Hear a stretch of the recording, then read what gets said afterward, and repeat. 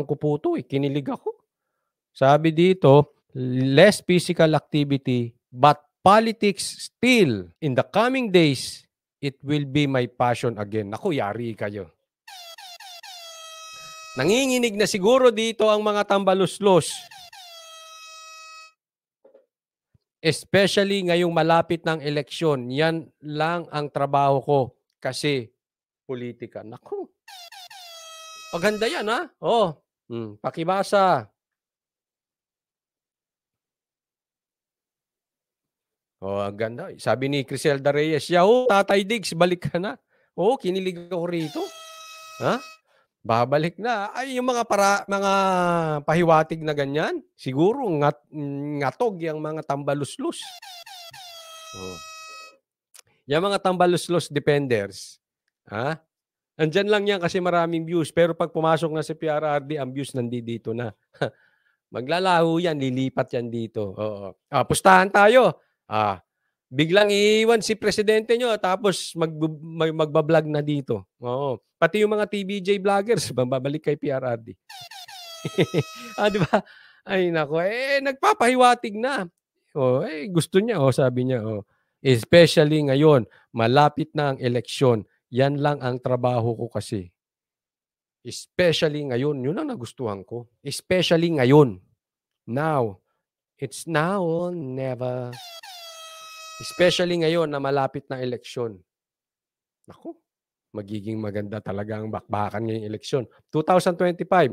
But as in my experience, the last quarter, the year before the election, kunwari 2024, October, November, December, rumaratsada na yan. So by next year, ratsada na yan. Pumuposisyon na yung mga yan. Tatay Digong, we are waiting. Nabuhayan ako ng duguro na. Gaya mo ko sa inyo. Ako talagang buhay na buhay ako doon. Julius Velasco, naniningil si Julius Velasco. Sabi niya, sinisingil yung presidente nyo. Hay, saan na ang 20 pesos per kilo na bigas dito sa amin? Oo, pamahal ng pamahal. Malapit na ako kumain ng dog food. Aida Makalindong, sabi, naku, nabubwisit na kasi si Tatay Diggs. Kinakabahan ng mga tambaluslos. Mrs. Mags, humanda ka na. Nako, eto na. May mga galit pa naman kay PRRD. Kasi insecure yan. Maraming insecure kay PRRD. Nako! Alam natin yan. Pero marami naman nakikisawsaw. Correct, Criselda Reyes. You're accurate. Kaya panayabanat nila kay Tatay Diggs kasi alam nila babalik si Tatay Diggs. Correct. Digong for Senator. April, BBM admin, marumi magpapatakbo lahat ng di panig sa kanila kaya ganyang gawain. Correct, April Aris Ibera. Tao ang pumili diyan kay Tebes. Sakto. Tapos tatanggalin nyo lang diyan sa Congress, mga hinayu pa kayo. Tao naglagay diyan, hindi po kayo. Pa-support daw ipipin ko. Pa-support po yung aking dog page. Gemma Pasyente, babalik ka rin, Tatay Diggs, kakanta na kami. Okay, next topic po tayo. Sige, saglit ha. Sana pwede bumalik si PRRD sa 2028. Yes, malay natin. Basta focus muna tayo sa 2025. Sana tumakbo si PRRD. Ako, magiging masaya politika. Ikot ang puwet ng mga tambaluslos. Sabi naman dito, wala na po asan sa panahon ngayon si Rolly. Sila batas, sila gobyerno, administration, sila masusunod. Sila lahat.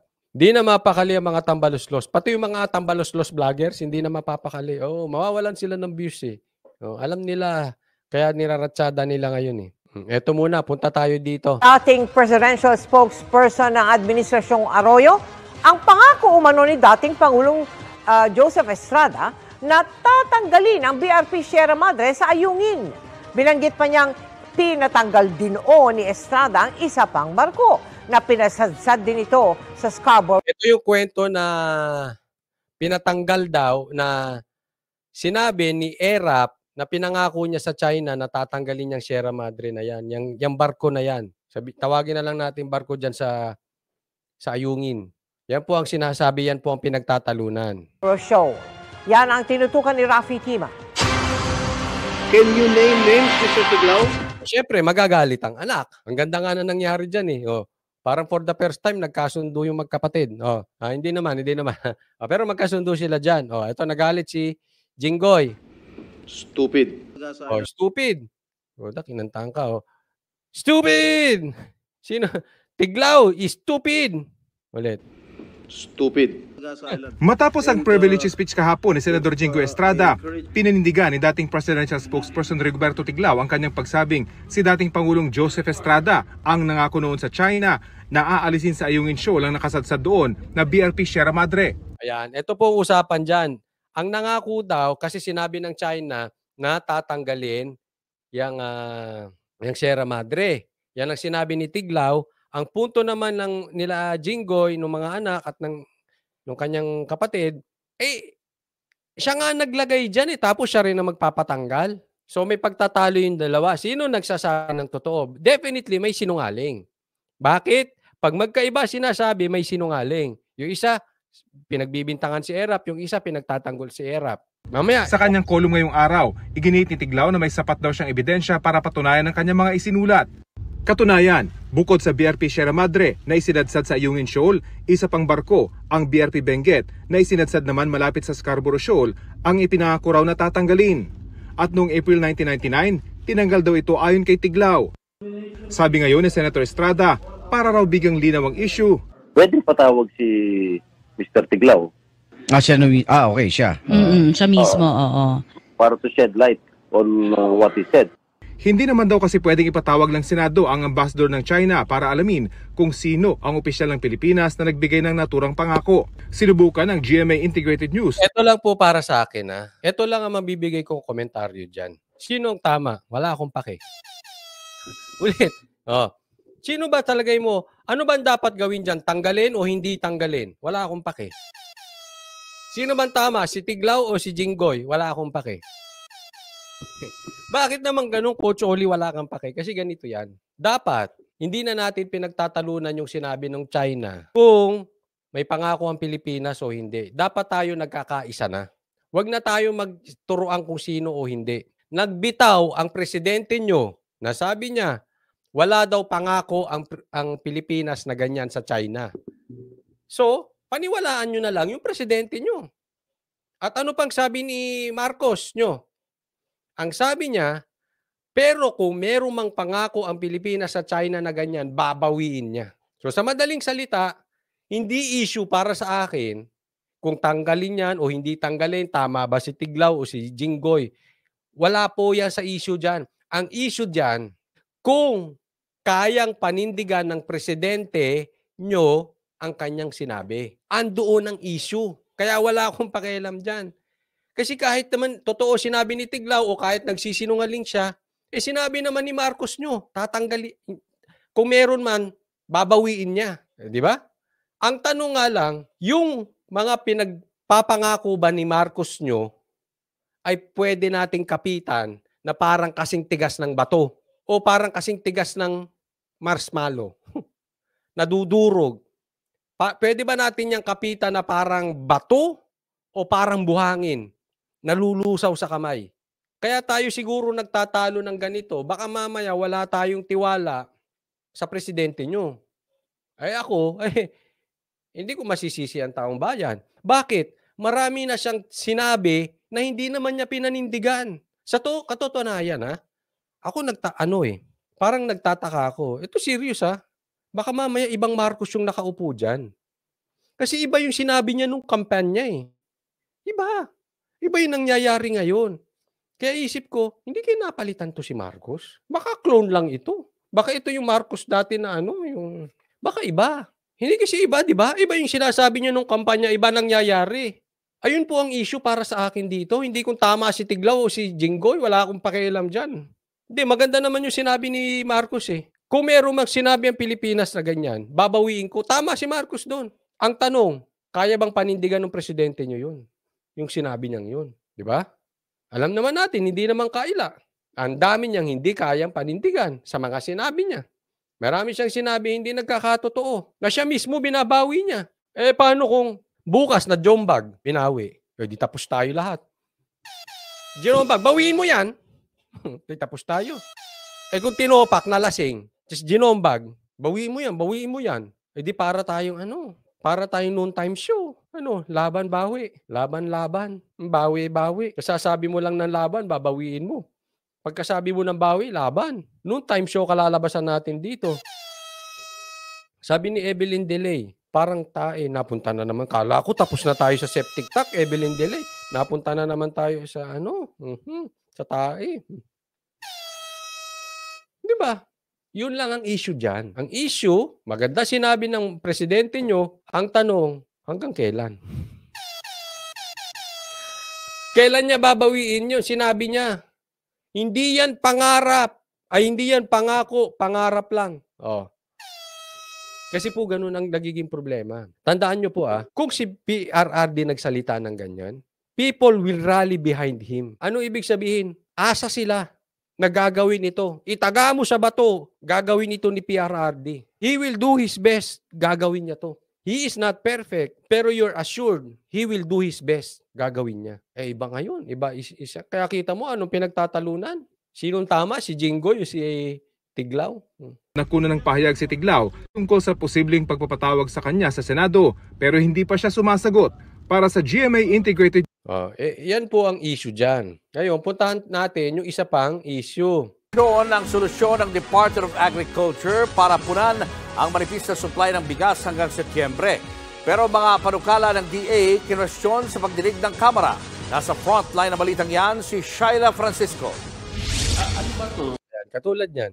Isang sitwasyon na pabago-bago ang desisyon ng gobyerno. Sapat ang bigas, sasabihin ni Marcos, tapos sasabihin hindi sapat, tapos sapat na naman, tapos hindi sapat, tapos mag-aangkat, tapos bababa ang presyo ng bigas kasi mag-aangkat, tapos hindi naman bababa, tapos mag-aangkat ulit, tapos sasabihin sapat, huwag kayong mag-alala, tapos sasabihin hindi sapat, tapos mag-aangkat ulit, tapos sasabihin malapit na maging 20 pesos, tapos tumataas. Anong ibig kong sabihin? Ito yung isang halimbawa ng inconsistency ni presidente nyo. Kaya tuloy ang tao nagtatalo-talo. Bakit? Kasi walang Wala silang angklang kakapitan. Wala silang katotohanan ng kakapitan. Kasi parang anytime, pag may sinabi sila, magbabago. Pag may sinabi sila, hindi magkakatotoo. Yung hahabulin yung sinabi ni Marcos yan, di ba? Bilang na oras nyo, mga smugglers, naimbestigahan ba? Real talk. Kaya hindi naniniwala ang tao. Kaya kung ano-ano pinagtatalunan. Tatanggalin o hindi tatanggalin, may pangako ba ang Pilipinas sa China about dyan sa Sierra Madre na yan, ganyan-ganyan, etc. Wala Wala silang makakapitang katotohanan kay presidente. Parang anytime magbabago. Katulad nito. White flag surrender. You want the importations to go faster. Puro import na lang kayo. Yan ang angkat. Department of Angkat. Hindi na Department of Agriculture. Department of Angkat na kayo. Puro na lang kayo import. Binanata ni Abono Party List Representative Robert Estrella ang Department of Agriculture nang ipresenta nila sa Kamara ang planong importasyon para punan ang supply ng bigas ngayong buwan at sa Setyembre. Yan ay kahit pamuling binigyan din ni Pangulong Bongbong Marcos ngayong araw na walang rice shortage. Inireport pa nga raw ng Philippine Statistics Authority sa Pangulo. Ano ba talaga, Marcos? Can you please make up your mind and your people? Magkakaiba kayo sinasabi, walang shortage tapos mag-aangkat? Na tumaas ang produksyon ng bigas sa unang 6 na buwan ng taon. Pero mismong mga opisyal ng DA ang nagsabi sa pagdinig sa Kamara ngayong araw na manipis ang stock ng bigas ngayong Agosto at sa susunod na buwan. Tatagal. Sino nagsasabi sa inyo ng totoo? Sasabihin ng presidente nyo, may sapat ang supply tapos sasabihin manipis. Niloloko nyo ba kami? Ano ba talaga katunayan dyan? Lang ng hanggang 40 days ang stock kada buwan. Ang target, mapataas yan kahit hanggang 45 days. Kaya itinutulak ng DA ang pribadong sektor na mag-angkat ng 600,000 metric tons ng bigas na dapat dumating bagong September 15. Kaya nagmamadali pa, may nagmamadali. September 15, 600 metric tons. 600,000 ha. November 15, yan. Parang every other month. Gawin nyo ng every other month. Ha? Yang angkat nyo. Yan ang solusyon ng presidente nyo na Department of Agriculture Secretary. Angkat. At dagdag na 500,000 metric tons sa katapusan ng taon bilang paghahanda naman sa El Nino. Para naman di maipit sa pantalan, gusto nila magpatupad muna ng super green lane na magpapabilis sa paglabas ng mga aangkatin. Kasama rin sa panukala nila ang pakikipag-usap ng DFA sa Vietnam, Thailand at India para sa sobrang supply, pati ang pagpapalawig sa mababang taripa sa rice imports. We want to ensure that the private sector will be encouraged really po. Considering the events that are unfolding, we are also trying to, that's by way of encouraging them. Pero hindi nagustuhan ang ilang mambabatas na nakatuon tayo sa importasyon. Ikaw, NFA, meron pa po kayong 8 bilyon. Hindi naman kayo bumibili sa magsasaka.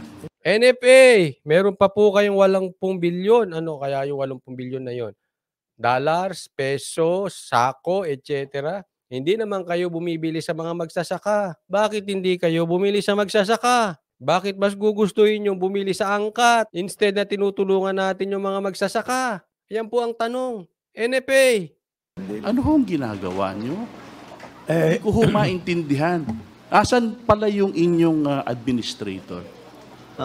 Ano ginagawa nyo? Asan na ba yung administrator nyo? Sino ba pinaka-head niyan? Hindi si Marcos. Anong ginagawa? Nasa biyahe. Huwag mong gina-istorbo. Nagpapahinga eh. Kayo, mga istorbo kayo ha. They went to India. For? Oh, they went to India. For negotiation, I think. Of rice. Yun. There. That is my point, Mr. Chairman. Bumibili na naman ng bigas. I rest my case. Asa ng, ano nyo? Sa India, anong ginawa doon? Bumibili na naman ng bigas. Ayan na po ang istorya ng gobyerno ng Department of Agriculture ni Marcos. Wala na silang gagawin dyan. Sasabihin lang nila sa kumpleto, sapat, iba sasabihin ng Kongreso, iba sasabihin ng iba. No, tas yung pala, nandoon na. Nasa India na, advance nga eh. Bumibili na ng bigas. Pinag-uusapan pa lang, andun na, bumibili na. O, di ba? O, so, pa nangyayari sa atin dito, iniimbestigahan pa yan, pinag-uusapan. Parang maarlikapan. Pinag-uusapan, pero luto na yun. Sa madaling salita, luto na. Usap-usap lang yan. Git ng DA, pansamantalang solusyon lang naman ito. Pansamantala, hanggang ilan pansamantala solusyon gagawin nyo? 6 na taon tayong samantala? Sinasamantala na tayo nyo, mga animal. Laging pustahan tayo, pupusta ako. Hanggang matapos si Marcos, angkat yan. Kasi ang palusot nila, pansamantala lang yung ginagawa ng DA para mapunan lang. Hindi yan pansamantala, forever na yan. Forever na handyan si Marcos, angkat yan. Andyan eh. Andyan ang kasunduan eh. No, hanggat nakaupo si Marcos, pustahan tayo. Hindi pansamantala yan. These recommendations are just really to stopgap yung ating hindi na ang talagang ginagawa ng DA talaga is palakihin talaga ang ating production. But during this period, kaya meron pong limitation yan eh. Limited time lang para lang hindi talaga aakyat ang presyo ng bigas natin. Do you believe? Naniwala kayo sinabi niya? Pansamantala pero hindi naman yan ang inaasikaso ng Department of Agriculture natin. Pansamantala yan para wag umakyat ang presyo ng bigas. Akyat nga po ng akyat eh. Namamalengke ba kayo? Naiinis ako eh. Mayayaman kasi itong mga to eh. Nasa kwarto yan na di aircon eh. Ako doon, nagbumotor. Bumibiling bigas. Pa 10-10, pa 5-5 kilo. Alam ko yan. Huwag nyo sabihin para hindi tumaas. Taas nga ng taas eh. Saan ba kayo nakatira? Baka kasi dito lang sa area ko mataas ang bigas eh. Baka ako naman ang mali eh. Pero ayon sa mga magsasaka at mambabatas, hindi naman mapapababa ng importasyon ang presyo ng bigas. Mataas daw ang presyuhan sa world market. Kaya pagdating sa bansa, aabot pa rin ito sa 50 hanggang 52 pesos kada kilo. Ayon naman sa DA, apektado ang bigas sa taas presyo sa petrolyo. Hindi ko, sana nga, it can be absorbed by the market immediately. But usually, ang prices kasi is sticky down. Oh, ayan. Oh, tingnan mo yung sinasabi nitong USEC na ito. Ha? Oh, basa. We hope by September makita na natin pababa ang presyo. Hindi po yan bababa. Gusto nyo magpusta-pustahan tayo dito? September daw bababa. O sige, abangan nyo yun ha. Doon sa mga manunood sa akin, doon sa sumusubaybay sa akin, Oh, tandaan nyo po to, si Yusek. Bababa daw September. Abangan natin sa September, ha? Tapos singilin natin sa September, akala ko ba bababa? Hindi po mabababa yan ng paangkat-angkat. Wala po dyan. Nasa leadership will po yan. Kung strong leader ang Department of Agriculture Secretary. Asa tayo ng asa. Isang taon na hindi naman bumababa. Simula ba ng no po siya bumababa bigas? Yung totoo lang. Kasi ako, I look at the pattern. Huwag po kayong magagalit, hindi tayo mapanghusga. Pero tinitingnan ko yung pattern ng isang tao. O anong pattern ng bigas natin? Bumababa? Tapos sa September, bababa? Ano tayong naglulukuhan dito? Until you prove me wrong. You prove the people wrong. Pag bumaba sa September, di balik kami. Very good. I hope I'm wrong, but I think I'm right. Sabi dito, kawawa nga mga magsasaka, lalo pa nilang kinakawawa. Kaya nga eh. Ang ganda nung tanong nung isang bakit meron kayong bilyon dyan, bilyon-bilyon, hindi nyo ibili sa magsasaka? Hello? Simpleng tanong. Ba't hindi nyo sa magsasaka bilhin? No? But we hope that by September, sana makita na natin na sana nakababa. Pero habang wala pa yan, tuloy ang monitoring sa presyo at sa mga imbakan para maiwasan ang hoarding. Nagbabala naman si PBBM na tutugisin ng mga hoarder at nagmamanipula sa presyo ngayong mahina ang ani. Nagbabalita mula sa Teka muna, Marcos. Nagbababala ka na naman eh. Oh, ito po, binalita ng News 5. Ha? Hindi ako, ha? Hindi tayo fake news. Kaya nga lagi ako nagpapakita para hindi tayo mabintangang fake news. Inuulit ko lang. Sila naglagay dyan. Oh, may babala na naman yung presidente nyo. Eh di ba nagbabala na ito, naiimbestigahan bilang ng oras nyo mga smuggler? O asan yung mga smuggler? Smuggler pa rin. Asan na mga smuggler? Ayun, haya-hayang buhay. Naimbestigahan ba? Hindi pa rin. Ito na naman yung presidente nyo, nagbabanta na naman. Sa tingin nyo may natatakot sa banta niya? Hello? Si PRRD no nagsabi, tanggalin nyo yung laglag bala dyan sa airport kung hindi kayo malilintikan lahat. Ramdam natin natakot lahat. Bakit? Huminto di ba? Yun ang proof na takot yung mga tao. Isipin mo ilang beses na sila nagbabanta pag uhulihin niya mga yan. Hanggang ngayon problema pa rin yan. Si PRRD, nung binanggit niyang hahabulin niya mga drug addict, hindi man niya 100% ramdam natin natakot yung mga drug addict because they know PRRD is serious. He was really serious. Malalaman natin kung ang pagbanta ng presidente ay pinaniniwalaan ng mga tao sa ilalim niya. Bakit?